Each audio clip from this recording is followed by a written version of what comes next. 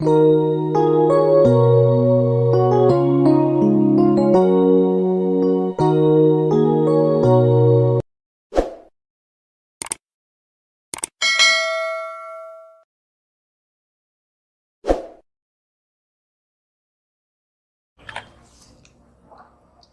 साथियों, मेरे YouTube channel RSJ excel zone में आपका स्वागत है।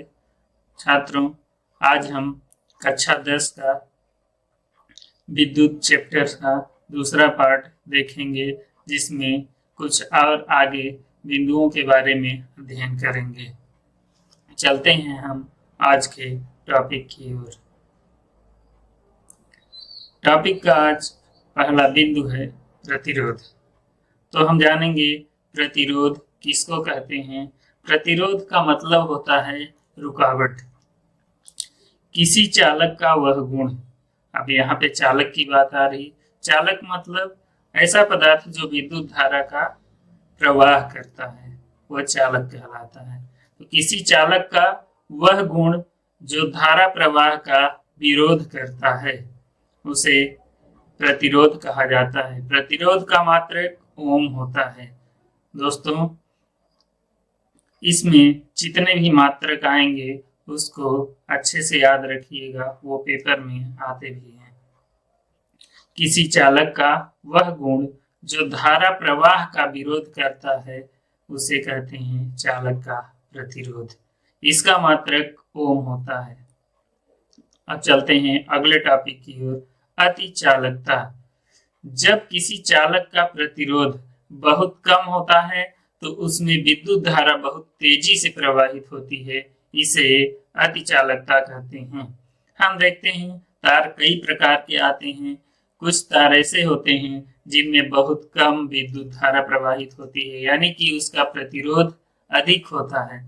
और जिस चालक में यानी कि जिस तार में विद्युत धारा बहुत तेजी से और ज्यादा प्रवाहित होती है, उसका प्रतिरोध कम होता है। अब चलेंगे विद्युत धारा से संबंधित कुछ आंकिक प्रश्नों को करेंगे। आवेश प्रवाह की दर को विद्युत धारा कहते हैं। ये हम पहले ही पढ़ा चुके हैं, लेकिन आज इसको रिमाइंड करा रहे हैं क्योंकि इससे संबंधित सवालों को हमको हल करना है। आवेश प्रवाह की दर को विद्युत धारा कहते हैं। अर्थात इसका सूत्र होता है विद्युत धारा I बराबर Q/T। यहाँ Q क्या होता है? आवेश होता है, और T क्या होता है? समय होता है। अब इससे संबंधित सवाल को हल करेंगे। ये सवाल है, यदि किसी चालक से, चालक माने के तार हो गया, यदि किसी चालक से 30 कूलम आवेश 5 सेकंड तक प्रवाहित होता है तो उसमें प्रवाहित विद्युत धारा की गणना कीजिए। धारा की गणना यानी कि हमको धारा ज्ञात करना है, यही सूत्र है इसका। धारा बराबर Q/T। यहाँ पर सवाल से हम देख रहे हैं कि हमें Q दिया है, Q बराबर दिया है 30 कूलम और T दिया है 5 सेकंड। अब इस मान को हम विद्युत धारा के सूत्र में रखेंगे। धारा बराबर होता है I बराबर Q/T। तो I बराबर हो गया, Q का मान है 30 रख दिए, और T का मान है 5, तो यहाँ पे 5 रख दिए, और दोनों को मल्टीप्लाई करके क्रॉस किए तो 5 एकम 5 और 5 छक्का 30, तो विद्युत धारा आ गई हमारी 6 एम्पियर। तो छात्रों, हमें उम्मीद है कि ये सवाल आपको समझ में आ गया होगा। अब चलते हैं अगले टॉपिक की ओर, कूलाम का नियम। ये बहुत इंपॉर्टेंट नियम है, पेपर में ज्यादातर इसको पूछा जाता है। तो कूलाम का नियम होता है, किसी चालक के दो बिंदुओं के बीच लगने वाला आकर्षण या प्रतिकर्षण बल आवेशों के गुणनफल के अनुक्रमानुपाती तथा उनके बीच की दूरी के वर्ग के व्युत्क्रमानुपाती होता है। चालक के दो बिंदुओं के बीच, ये चालक हो गया, इनके दो बिंदु हैं Q1 और Q2। इनके बीच लगने वाला आकर्षण या प्रतिकर्षण बल आवेशों के गुणनफल के अनुक्रमानुपाती, यानी कि बल जो है अनुक्रमानुपाती होगा आवेशों के गुणनफल के, यानी कि Q1 इंटू Q2 बराबर F, अनुक्रमानुपाती है। तो अब हम इसको हल करने का प्रयास करेंगे। ये दो आवेश हैं, इनके बीच की दूरी r है, इन पर लगने वाला बल F है। माना कि दो आवेश Q1 और Q2 हैं, इनके बीच की दूरी r है, तो कूलाम के नियम से, कूलाम का नियम कह रहा है दोनों आवेशों के गुणनफल के अनुक्रमानुपाती होता है बल। तो ये बल हो गया, ये आवेश हो गए Q1 इंटू Q2, ये कर दिए गुणे में और ये लगा दिए अनुक्रमानुपाती का चिन्ह। तो पहला बिंदु बोल रहा था कि इनके बीच लगने वाला आकर्षण या प्रतिकर्षण बल इन आवेशों के गुणनफल के अनुक्रमानुपाती, तो ये आवेशों का गुणनफल हो गया, ये अनुक्रमानुपाती हो गया और ये बल हो गया। इसी में अगला बिंदु बोल रहा है तथा उनके बीच की दूरी के वर्ग के व्युत्क्रमानुपाती। व्युत्क्रम का मतलब होता है उल्टा, यानी कि जो अंश में है वो हर में चला जाएगा, जो हर में है वो अंश में आ जाएगा। तो जो r है सामान्य में अंश में रहेगा, जब इसका व्युत्क्रम करेंगे तो ये हर में चला जाएगा, यानी कि 1/r²। तो दूसरा बिंदु इसका बोल रहा है उनके बीच की दूरी के वर्ग के व्युत्क्रमानुपाती होता है। क्या होता है? बल ही। पहला क्या होता है? इनके गुणनफल के अनुक्रमानुपाती, और दूसरा होता है इनके बीच की दूरी के वर्ग के व्युत्क्रमानुपाती। तो ये हो गया F, व्युत्क्रमानुपाती हो गया 1/r²। अब इन दोनों समीकरणों को जब मिला देंगे तो F अनुक्रमानुपाती हो जाएगा Q1 Q2/r²। ये Q1 Q2 और ये बटे में था तो बटे में r²।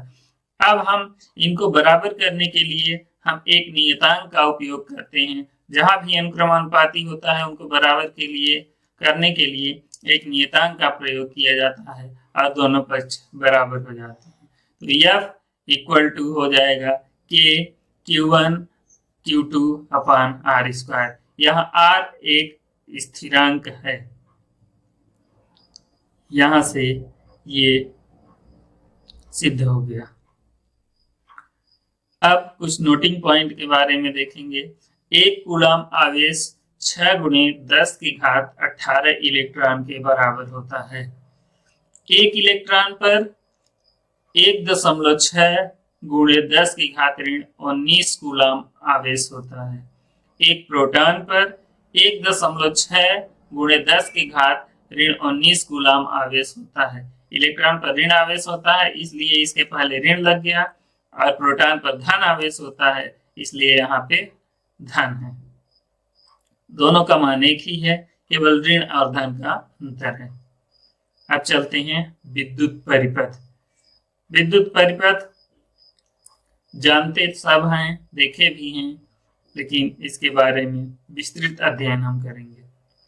विद्युत परिपथ किसी विद्युत धारा के सतत तथा बंद पथ को, किसी विद्युत धारा के सतत तथा बंद पथ, पथ का मतलब होता है रास्ता, किसी विद्युत धारा के सतत तथा बंद पथ को विद्युत परिपथ कहा जाता है। यह दो प्रकार का होता है। जैसे ये देखिए, एक विद्युत धारा का पथ है, ये पूरी तरह से कॉन्टिन्यूअस है, इसमें बहुत सारे उपकरण उपयोग किए गए हैं। जैसे यहाँ पे बल्ब लगा दिया गया है, यहाँ पे एम्पियर मीटर लगा दिया गया है, यहाँ कुंजी, कुंजी का मतलब होता है बटन, और यहाँ बैटरी। इनको तार के माध्यम से एक दूसरे से जोड़ दिया है, तो एक पथ का निर्माण हो गया है। इसी पथ को कहा जाता है विद्युत परिपथ। अब ये पथ दो प्रकार से होते हैं, एक होता है खुला परिपथ और दूसरा होता है बंद परिपथ। तो दोनों एक ही जैसे होते हैं, अंतर बहुत थोड़ा सा होता है, उसको समझने का प्रयास करेंगे।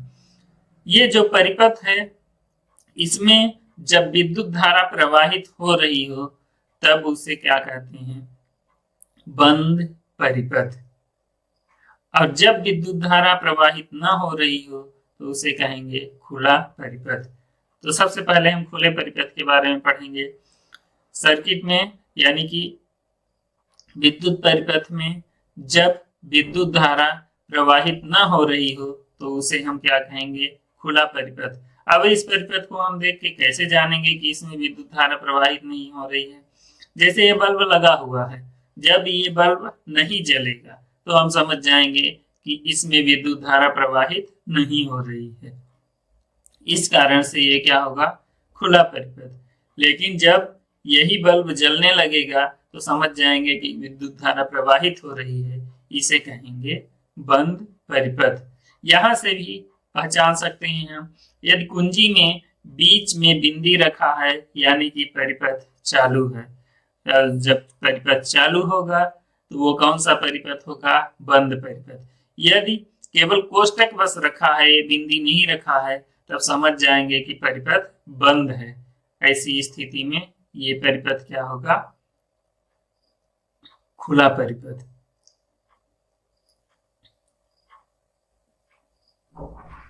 अब चलते हैं विद्युत विभव तथा विभवांतर। विद्युत विभव तथा विभवांतर के बारे में पढ़ेंगे। इसमें पहला आता है विद्युत विभव। इकाई आवेश को विद्युत क्षेत्र तक लाने में किया गया कार्य विद्युत विभव कहलाता है। जैसे ये विद्युत क्षेत्र है, ये कोई विद्युत का बिंदु है, ये इसका क्षेत्र है। जैसे चुंबक का एक निश्चित क्षेत्र होता है, तो किसी इकाई आवेश को उसको खींचकर इस विद्युत क्षेत्र तक लाने में जो कार्य किया जाता है उसे विद्युत विभव कहा जाता है। अब आता है विभवांतर। किसी भी परिपथ में इलेक्ट्रॉन तब गति करते हैं जब परिपथ या चालक के दोनों सिरों के बीच विद्युतिक दाब में अंतर हो। किसी चालक में इलेक्ट्रॉन तभी गति करेंगे जब दोनों सिरों के बीच विद्युतिक दाब में अंतर हो। इस अंतर को ही विभवांतर कहा जाता है। जैसे हम फर्श में पानी गिरा देते हैं तो जिधर ढाल होता है उधर की ओर वो बहने लगता है, और जिधर चढ़ाई होता है उधर वो नहीं बहता है, क्योंकि इनके दाब में अंतर होता है। ढाल की ओर दाब कम होता है इसलिए बहता चला जाता है, और ऊपर की ओर दाब अधिक होता है, दाब कम होता है, इस कारण से ऊपर की ओर पानी नहीं चढ़ता। तो इलेक्ट्रॉन तभी गति करते हैं जब परिपथ के सिरों के बीच दाब में अंतर हो। इसी अंतर को कहा जाता है विभवांतर। दो बिंदुओं के बीच विभवांतर। इकाई आवेश को एक बिंदु से दूसरे बिंदु तक लाने में किया गया कार्य। एक इकाई आवेश है, इस बिंदु पे स्थित है और इसको खींचकर इस बिंदु तक लाना है, तो उसके बीच किया गया कार्य वो कहलाता है दो बिंदुओं के बीच विभवांतर। विभवांतर का सूत्र होता है V बराबर W/Q। यहाँ पे दो मात्रक भी आ गए हैं। विभवांतर, इसका मात्रक वोल्ट होता है एवं कार्य का मात्रक होता है जूल। 1 वोल्ट को परिभाषित कीजिए, ये पेपर में पूछा जाता है। तो जब 1 कूलम आवेश को एक बिंदु से दूसरे बिंदु तक लाने में 1 जूल कार्य किया जाता है, तो उन बिंदुओं के बीच विभवांतर 1 वोल्ट होता है। अतः 1 वोल्ट बराबर 1 जूल बटे 1 कूलम। विद्युत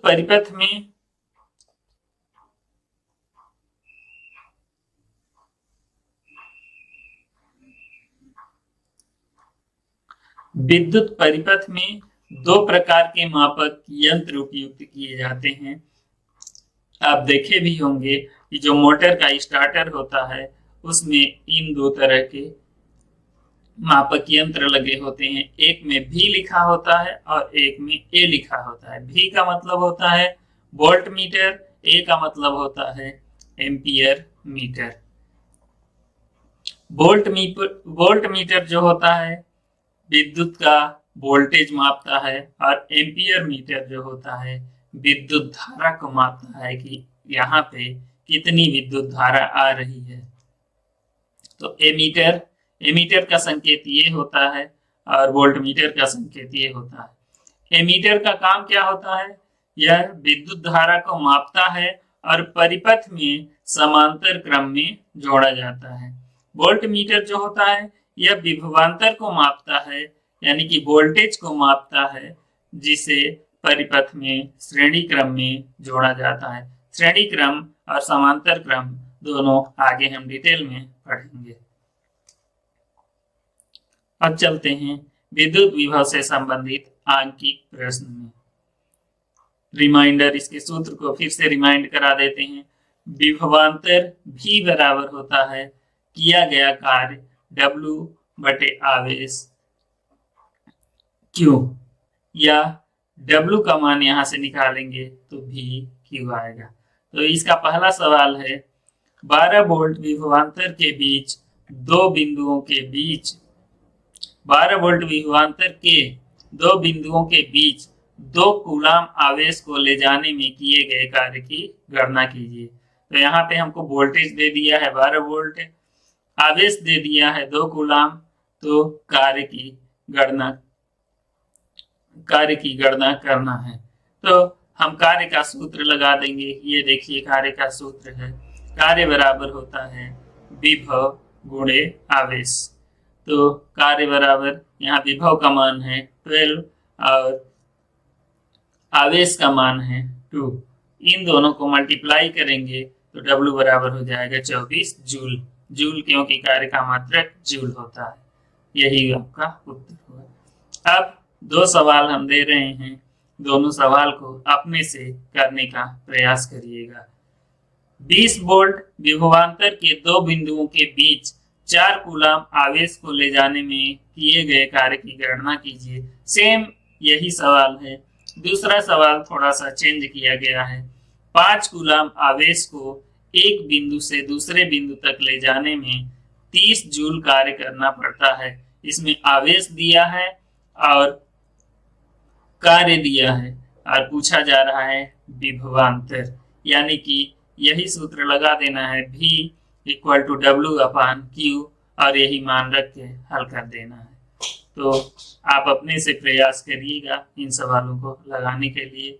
दोस्तों, यहीं पर हम अपनी क्लास को समाप्त करते हैं और जाते जाते आपसे यह अनुरोध है कि आप यदि मेरे चैनल पे नए हैं तो चैनल को सब्सक्राइब कर लीजिए। यदि वीडियो पसंद आया हो तो इसे लाइक करिए और दोस्तों के बीच शेयर कर दीजिए। धन्यवाद।